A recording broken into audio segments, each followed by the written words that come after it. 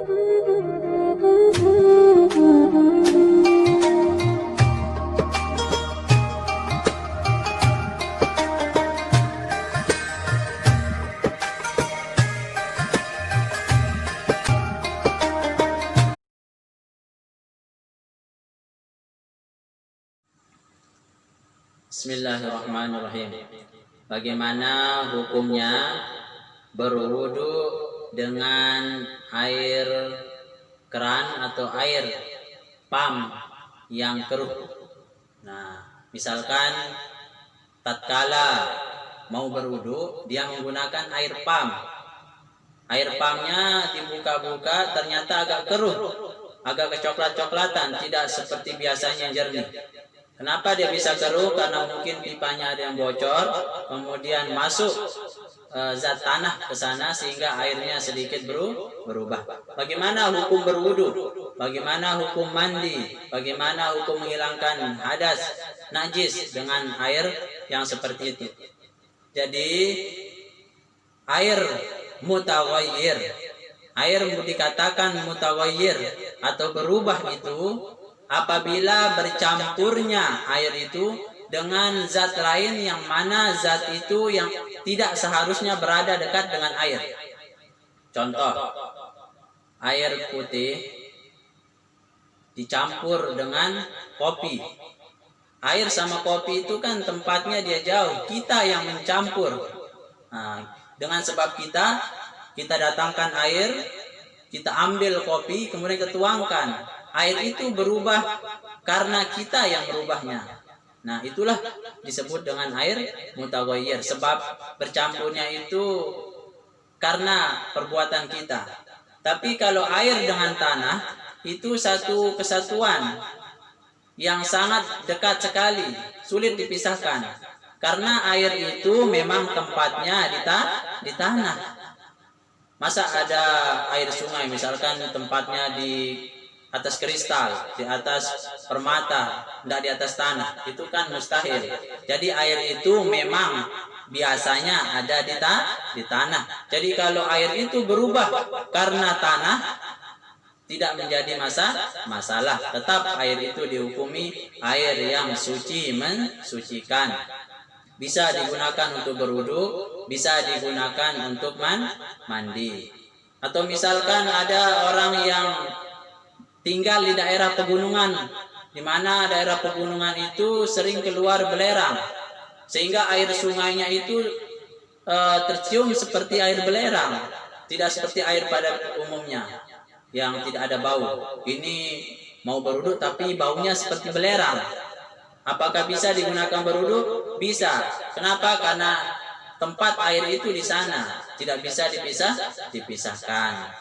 Ya, jadi apabila mau berwudu dengan air pam atau air apa saja yang sedikit keruh karena tanah, itu tidak menjadi masalah. Karena memang tempat air itu adalah di tanah.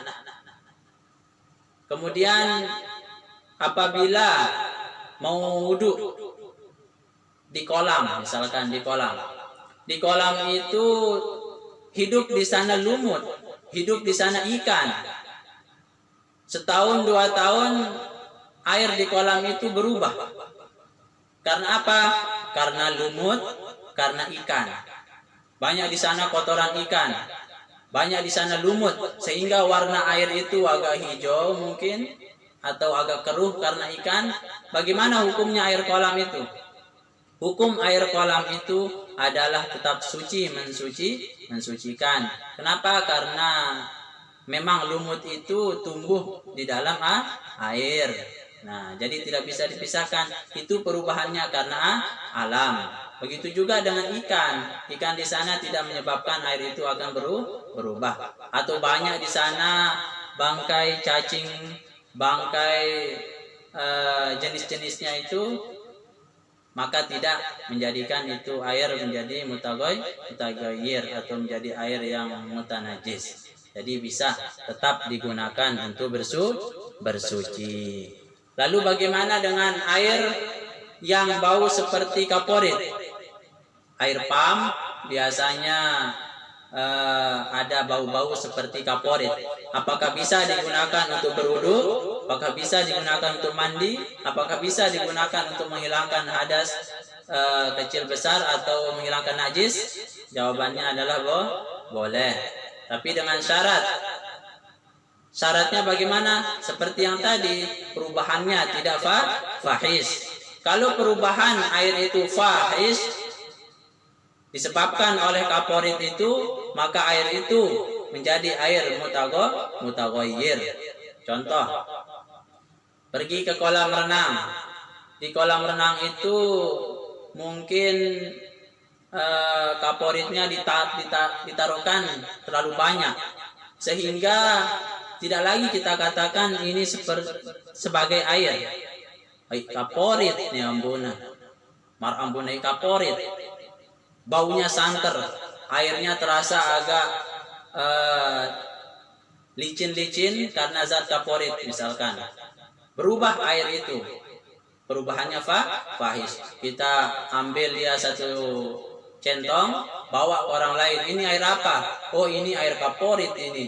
Sudah jelas ini air kaporit, keras sekali baunya. Maka itu tidak bisa digunakan berwudu. Tapi kalau masih hanya sekedarnya saja, mungkin di air pam ada bau kaporitnya tapi tidak terlalu, rasanya masih segar seperti air biasa, maka itu masih bisa digunakan untuk menghilangkan hadas dan najis. Silahkan pakai saja berwudu, silahkan pakai saja mandi, silahkan pakai saja untuk mengangkat atau menghilangkan najis. Wallahu subhanahu wa ta'ala a'lam.